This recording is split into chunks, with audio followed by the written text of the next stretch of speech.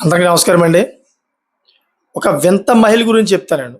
నేను ఎందుకు వింత మహిళ అని అంటానంటే, ఆ మహిళ చేసిన కొన్ని సంఘటనలు మీరు వింటే గనక 100% మీరు షాక్ గురవుతారు. అంతేకాకుండా తీవ్రంగా భయపడతారన్నమాట. నేటి సొసైటీలో ఎంత దారుణంగా తయారవుతున్నారంట్రా బాబు! అని చెప్పేసి ఆలోచిస్తారు మీరు. అసలు ఏం జరిగిందనే విషయాలు మీకు pin to pin, point to point చెప్తాను. మీకు ఒక క్లారిటీ వచ్చేస్తదన్నమాట. ఒక కుటుంబం. ఆ కుటుంబంలోని పాపం కొడుకు పెద్ద వయసు వచ్చిందని చెప్పేసి ఒక మహిళతో అయితే పెళ్లి చేశారు. ఇది సర్వసాధారణమే మీ అందరికి తెలిసిందే గదా! సో, ఇటువంటి క్రమంలోనే తన కొడుకు కూడాను ఒక ప్లానింగ్ ఉంది. ఏంటంటే ఆస్ట్రేలియా ఎళ్దాం అని చెప్పేసి ఒక ప్లానింగ్ ఉందన్నమాట. ఈ ప్లానింగ్‌లోని ఉంటా ఉన్నాడు. ఎందుకంటే పెళ్లి కూడా అయిపోయింది. భార్యనేమో తీసుకెళ్ళాలా వద్దని చెప్పేసి అది కూడా ఆలోచిస్తా ఉన్నాడు. భార్యని ఇక్కడే పెట్టి అయితే ఆ వ్యక్తి ఆస్ట్రేలియాకెళ్ళి ఆ తర్వాత వెళ్దాం అని చెప్పేసి ప్లానింగ్ చేసుకున్నాడు ఉంటా ఉన్నాడన్నమాట. ఇటువంటి క్రమంలోనే ఆ వ్యక్తి చనిపోయాడు. కానీ ఆ వ్యక్తి ఆస్ట్రేలియాలో ఎళ్ళిపోయాడని చెప్పేసి ఒక బూటకం అయితే క్రియేట్ అయింది. అందరూ ఏమనుకుంటారంటే, ఆ వ్యక్తి ఆస్ట్రేలియా ఎళ్ళిపోయాడు. తన తండ్రులు కూడా అదే అంటున్నారన్నమాట. ఎందుకంటే బయట ఉద్యోగం చేస్తున్నాడు. ఇలా అనుకుంటా ఉన్నారు. దగ్గర దగ్గర 2 సంవత్సరాలు అయిపోయింది. ఈ 2 సంవత్సరాలు కూడాను ఆస్ట్రేలియాలో ఉన్నారని చెప్పేసి అనుకున్నారు గానీ, ఆ వ్యక్తి చనిపోయాడని చెప్పేసి ఎవరికీ తెలీదుమాట. ఇక్కడ ఒక పెద్ద ట్విస్ట్ ఉందన్నమాట. ఈ ట్విస్ట్ వింటే నిజంగా మీకు ఫీజులు ఎగిరిపోతాయన్నమాట. ఆ ట్విస్ట్‌కి కూడా సంబంధించింది ఎవరంటే, ఎవరైతే ఈ పెళ్లి చేసుకుందో ఈ మహిళే. చాలా మంచి ప్లానింగేసి 100 పక్కా ప్లాన్‌తో అయితే ఆ అబ్బాయిని చంపిందిమాట. ఆ చంపే విధానం కూడాను పోలీసులు పట్టుకోలేకపోయారుమాట. చాలా తెలివిగా చంపింది. అంతేకాకుండా ఒక 'దృశ్యం' సినిమాలోని చూసావా 'వెంకటేష్' ఏ విధంగా అయితే దాన్ని చిత్రీకరిస్తారో పోలీసుల్ని పక్కదోవ పట్టి తప్పించుకున్నాడో చూసావా? ఆ విధంగా మాట. ఒక చిన్న క్లూ ఈ క్లూ గాని బయట పడకపోతే గనక ఈ అమ్మాయి ఎప్పటికి కూడాను అసలు దొరకదు. ఏదైతే కేసుందో ఆ కేసు గురించి. అసలు ఏ విధంగా క్లూ బయటకొచ్చింది. ఏ విధంగా బయటపడింది. ఈ అమ్మాయి ఏ విధంగా ప్లాన్ వేసి చంపిందనే విషయాలు ప్రతీది కూడా మీకు pin to pin, point to point చెప్తాను. మీకు ఆశ్చర్యపోతారన్నమాట మీరు. సో, ఈ అమ్మాయి చెప్పాం కదండీ! ఈ అమ్మాయి చేసుకుని ఇతను ఎవరైతే ఉన్నారో ఆస్ట్రేలియా ఎళ్దాం అని చెప్పేసి బాగా కలలుగంటా ఉన్నాడు. ఇటువంటి క్రమంలోనే ఎవరైతే ఈ మహిళ ఉందో అంటే తన భార్య ఉందో, తన భార్యకి ముందు నుంచే వేరే వ్యక్తితోటి అక్రమ సంబంధం ఉందన్నమాట. ఈ అక్రమ సంబంధానికి అడ్డుపడతానని చెప్పేసి పెళ్లి చేసుకున్న వ్యక్తి ఎవరైతే ఉన్నారో దగ్గరగా ఒక 6, 7 నెలలు అయిందన్నమాట పెళ్లి చేసుకొని. వేరే కాపురం పెట్టుకొని ఉద్యోగం చేసుకుంటా ఉన్నారు. సో, ఎందుకంటే సాఫ్ట్‌వేర్ జాబ్ చేసుకుంటా ఉన్న వ్యక్తులు మరి బయటే కదా ఉండేది. సో, ఎప్పుడైతే అక్రమ సంబంధానికి అడ్డుపడుతున్నారని జెప్పేసి తన భార్య ఎవరైతే ఉన్నారో తన భార్య పక్కా ప్లాన్ వేసిందట ప్రియుడితోటి. ప్రియుడిని రాత్రి పిలిపించింది. చక్కగా పిలిపించి ఏదైతే తన భర్త తిన్న వస్తువులు ఏవైతే ఉన్నాయో దాంట్లో సైనైడ్ కలిపిందన్నమాట. సైనైడ్ కలిపి ఇచ్చింది. సైనైడ్ కలిపి ఇవ్వడంతోటి ఒకేసారి తిని అలాగే స్పాట్‌లో చనిపోయాడన్నమాట. ఎందుకంటే సైనైడ్ డైరెక్ట్‌గా అది ఎళ్లి నరాలకు కొడతది. బ్రెయిన్ నరాలకి. స్పాట్‌లో చనిపోతారు. సో, ఎప్పుడైతే చనిపోయాడో, ఆ చనిపోయిన వ్యక్తిని భార్య, అదేవిధంగా ప్రియుడు ఈళ్ళిద్దరూ కూడా కలిసి చక్కగా చిన్న చిన్న ముక్కల కింద చేసి, ఏదో మాంసం కొట్టినట్టు కొట్టి, అయి తీసుకెళ్ళి కొంచెం దూరంలోనే ఒక ఫ్యాక్టరీ ఉందన్నమాట. ఆ ఫ్యాక్టరీ ప్రాంతం ఎలా ఉంటదంటే రిస్ట్రిక్టెడ్ ఏరియా కదా! చాలా పెద్ద పెద్ద ఫ్యాక్టరీలుంటాయి. ఆ ఫ్యాక్టరీ ఏరియాలో మొత్తం అంతా ఫారెస్ట్ కింద అయిపోతూ ఉంటది. ఎందుకంటే రిస్ట్రిక్ట్ ఏరియా ఒక ఫ్యాక్టరీ ప్రాంతం కాబట్టి అటువైపు ఎవరు ఎళ్ళరు. అటువంటి ప్రాంతాన్ని దగ్గరికెళ్ళి ఆ ఫ్యాక్టరీ ఏరియాలోని పెద్ద గొయ్యి తీసి అది కూడాను 20 అడుగులు గొయ్యి తీశారండి. చాలా కష్టపడి పాపం ఇద్దరు కూడాను. 20 అడుగులు గొయ్యి తీసి ఆ మొక్కలన్నీ కూడాను దూరంగా అయితే ఆ గొయ్యిలో వేశారంట. ఎందుకంటే స్మెల్ గట్ట రాకంట, అసలు ఆనమాలు తెలీకంట. పూడ్చి చేసి ఆ నైట్‌కి నైట్ అయితే వాళ్ళు తెల్లారి గట్ల ఇంటికొచ్చేసి ఎవరి పనులు ఆళ్ళు చేసుకుంటా ఉన్నారంట. ఎందుకంటే ప్రియుడు ఎందుకంటే ప్రియుడికి అడ్డం వస్తున్నాడని చెప్పేసి వీళ్ళిద్దరు కూడా ప్లానింగ్ చేసిన పని మాట ఇది. చెప్పాను కదా! ఒకటి కారణమైంది కదా! క్లూ అని చెప్పాను కదా! నేను. ఒక క్లూ ఈళ్ళు ఏ విధంగా అయితే బయటపడ్డారో దొరికారని చెప్పేసి క్లూ అన్నాను కదా! ఈ క్లూ ఏంటంటే రీసెంట్‌లీగా తన బంధువులు ఒక వ్యక్తి ఆస్ట్రేలియాకి ఎళ్తా అన్నాడు. అయితే తన తల్లిదండ్రులు ఎవరైతే ఉన్నారో తన తల్లిదండ్రులు దగ్గర అడుగుతున్నారు. ఈ విషయం జరిగి 2 సంవత్సరాలయింది. 2 సంవత్సరాల నుంచి ఈ మహిళ దొరకల.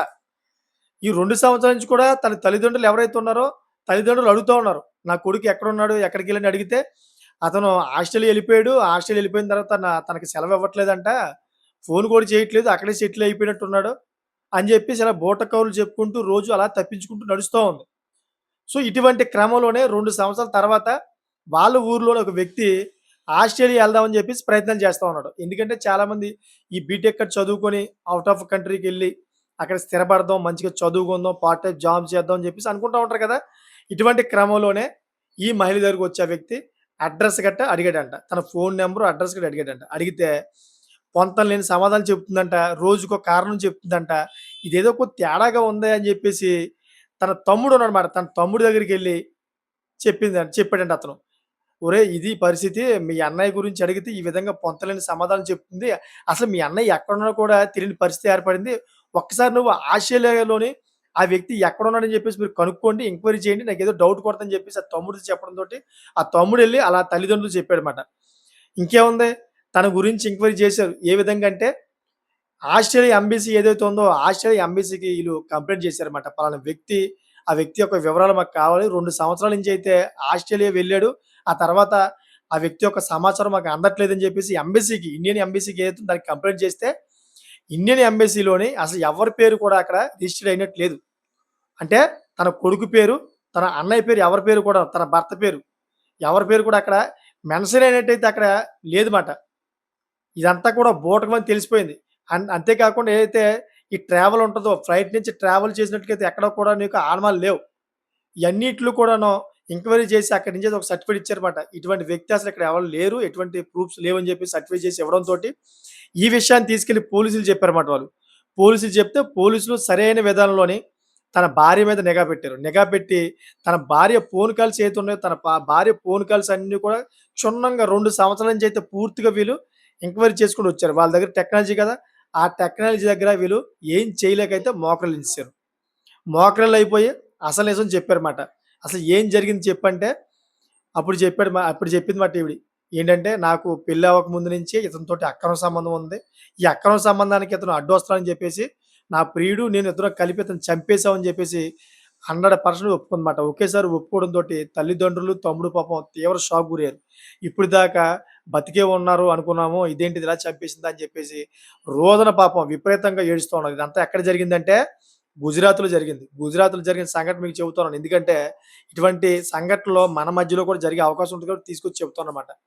సో, పోలీసులు ఆవిడని అడిగారు. "మరి ఆ బాడీని నువ్వు ఎక్కడ పెట్టావు మీ ఇద్దరు కలిపి" అని అడిగితే, "పలానా ఫ్యాక్టరీ కొంచెం దూరంలో ఫ్యాక్టరీ ఉంది. ఆ ఫ్యాక్టరీ దగ్గర మేము గొయ్యి తీసి దగ్గర దగ్గర 20 అడుగుల గొయ్యి తీసి, ఆ 20 అడుగుల గొయ్యిలోని చాలా దూరంగా అయితే ముక్కల కింద నరికిన తర్వాత ఆ విధంగా ఏసేసామని" చెప్పి చెప్పిందిమాట. ఒకేసారి పోలీసులు కూడా షాక్ గురైపోయారు. ఎంత టెక్నాలజీగా నువ్వు ఆలోచిస్తున్నావే, పోలీసులు కూడా పక్కదావ పట్టిద్దామని చెప్పి ఆలోచించావు. చాలా ఇంటెలిజెన్స్ దానిలో ఉన్నావని చెప్పేసి పోలీసులు కూడా ఆవిడని అన్నారంట. మరి అంతే కదా! ఒక 'దృశ్యం' సినిమాలోని వెంకటేష్ ఏదో విధంగా తప్పించుకుందామని పోలీసుల్ని పక్కదోవ పట్టించి ఏదో విధంగా తప్పించుకుంటాడు. సో, మరి ఇది చూస్తుంటే ఈ క్రైమ్ థ్రిల్లర్ అనే మనకు అలాగే అనిపిస్తుంది కదా! చూడు ఎటువంటి ప్లానింగ్ ఏసింది చూడండి.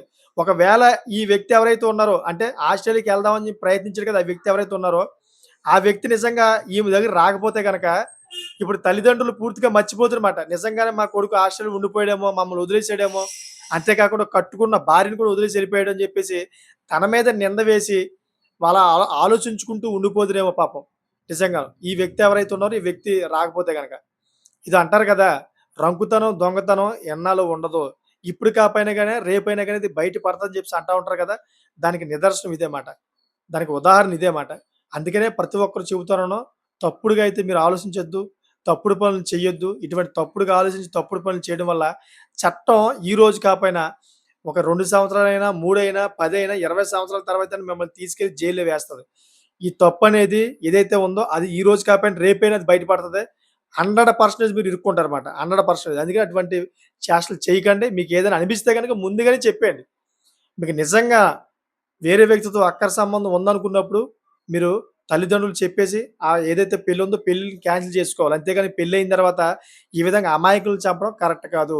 ఈ రోజు కాకపోయినా రేపైనా మిమ్మల్ని బొక్కలో వేసే అవకాశం కలుగుతది. ఆ దేవుడే కల్పిస్తాడన్నమాట. సో, చూసారు కదా! మీకేమనిపిస్తుంది? ఈ మహిళకి ఏ విధంగా శిక్ష పడాలి అనే దాని మీద కామెంట్ చేయండి మీరు. ఈ కామెంట్ 10 మందికి ఉపయోగపడేలా ఉండాలన్నమాట. సో, ఇటువంటి లేటెస్ట్ ఇన్ఫర్మేషన్ ఎప్పటికప్పుడు ముందు తీసుకొస్తా ఉంటాను. ఛానెల్ సబ్స్క్రైబ్ చేసుకోండి. Thank for watching friends.